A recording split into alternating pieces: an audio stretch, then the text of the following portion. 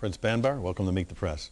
Thank you. As I showed Bob Woodward's book, January 11th, 2003, your brief by Vice President Cheney, Secretary of Defense Rumsfeld, about the war in Iraq, that's 2 months before the American people were told. Do you think that's strange? Not at all, because at that time, the options were either the United Nations solution will work and Saddam will respond to it, or that will mean serious consequences, which definitely meant ultimately it will be war. And you don't make plans the night before you go to war. It takes time to plan. And my country is next door. There's 500 miles of borders with Iraq. And we were interested to know what's going on. Is Bob Woodward correct that you advised the president to take $200 million and buy off, in effect, the Iraqi army, pay them for their service, buy their loyalty, and that they could be a security force right now in Iraq? I don't talk about my conversations with the president, but I believe that would have been the right way to go. There's no point of Monday morning quarterbacking now. What we need now to do is to make things work. In terms of oil supplies, this is the exact captions from Bob Woodward's book. I'm worried about the adequacy of the oil market, the president stated, expressing concern for the world market's ability to absorb temporary shortfalls during a war in the Middle East. The ripple effect in the U.S. economy could be gigantic, and he asked about the excess capability of the United Arab Emirates and Saudi Arabia. Saudi oil policy could be the saving grace. According to Prince Bandar, the Saudis hope to fine-tune oil prices over 10 months to prime the economy for 2004. What was key, Bandar knew, was the economic conditions before a presidential election, not at the moment of the election. Senator Charles Schumer of New York has called on the president to revoke your diplomatic visa for interfering in the presidential election of 2004 by promising the president that you might lower prices before the November election to help his cause. So what's the question, Tim? Did you, in fact, make such a promise to the president? I did not. The president talked with me for months about the high oil prices and how that could be damaging to the American economy and the world economy as it's recovering. And I informed him my government's policy, which is to maintain oil prices between $22 to $28. And we prefer 25 as sort of medium. And that's the extent of that. There was no deal, no election, no connection to the election. And this is not the first time. In the year 2000, President Clinton asked us to do the same thing, because the prices were getting too high, above $30. But in October of 2000, crude oil was $35 a barrel, so you didn't keep your end of the deal. Well, there is a reason. Because it's not a matter of crude. The reason you have high prices in the United States is the refineries are not enough to refine. There is 1 million barrel shortage of refined products. So even if tomorrow we send you all the oil we have as crude, it will not change the facts here. Do you know, Tim, that the United States has not built a refinery for about 15 years? And like our oil minister said the other day in Dallas, we are willing to invest in refineries in the United States of America and getting, that will be really the best route to go. What do you think the price of Saudi oil will be in October of 2004? I wish I know. But I can assure you now, we've been working very diligently to make sure that the prices will go down below 28. And this is a public position we have taken. We convinced OPEC to agree with us on that. And I don't understand what's so wrong with oil prices going low. I thought that is good for America, American economy, for the American people. And it's definitely good for us in my country. And it may be good for George Bush's re-election. It may be good for anybody in the White House and the American people, and we don't see the difference. Let me turn to Saudi Arabia. Here's a photograph of 15 of the 19 hijackers on September 11th, all members of your country. 2 years, more than a year, November of 2002, after the September 11th hijackings, this is what your Interior Minister said. we put big question marks and asked who committed the events of September 11th and who benefited from them. Who benefited from the events of 9/11? I think they, the Zionists, are behind these events.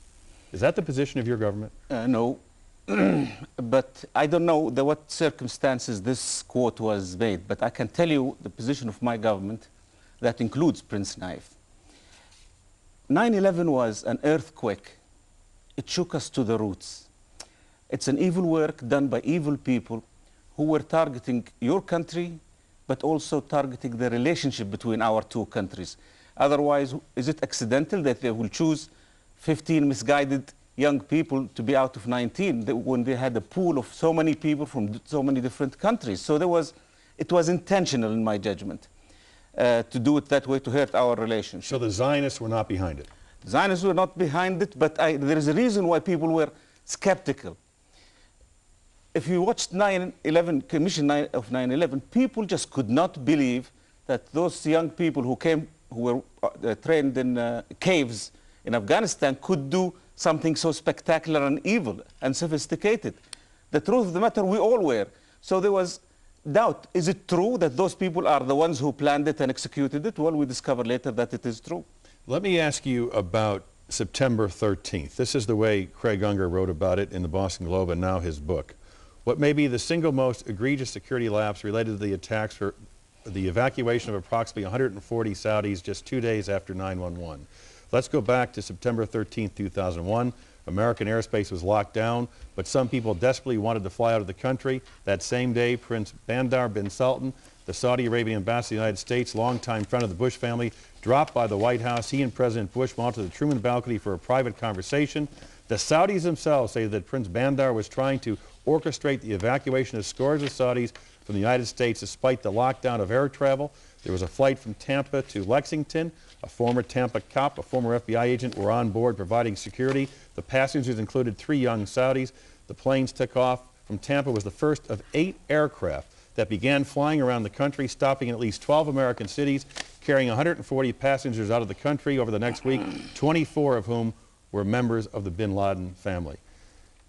Did you talk to President Bush about allowing those Saudi citizens to go home? No. You never brought it up? Period. But if you allow me, Tim, my only comment about the book and this quote you just read to me, in French, it's hogwash, number one. Number two, 9/11 Commission just declared, let me read to you what they declared. 9/11 Commission released a statement that says that the FBI has concluded that nobody was allowed to depart on these 6 flights who the FBI wanted to interview in connection with 9/11 attacks, or who the FBI later concluded had any involvement in the attack. The statement also says that the Saudi flights were screened by law enforcement officials, primarily by FBI, to ensure that people on these flights did not pose a threat to the national security, and that nobody of interest to the FBI with regard to 9/11 investigation was allowed to leave the country. Now, the tragedy here, Tim, is that there are people who don't know how to take yes for an answer. If the 9/11 Commission says this, if the FBI says this, and you still get people coming up with books saying, but they smuggled them. But Prince, here's the question. This is a photograph of you with the president down at his Crawford ranch. You brought his family. Elsa Walsh of the New Yorker wrote that you are almost a member of the Bush family. That was her interpretation of it after doing an enormous amount of research. And 140 Saudis did leave the United States when Americans couldn't fly. The FBI agent, the FBI spokesman, John Inarelli, said, I can say unequivocally the FBI had no role in facilitating these flights. Jim Thompson, on the 9/11 Commission, asked Richard Armitage, the Deputy Secretary of State, did you, the State Department, authorize this? No, sir. I asked the Vice President of the United States on this program, did he know anything about it? No, sir. 140 Saudis leave the country 2 days after September 11th, and nobody knows who gave permission.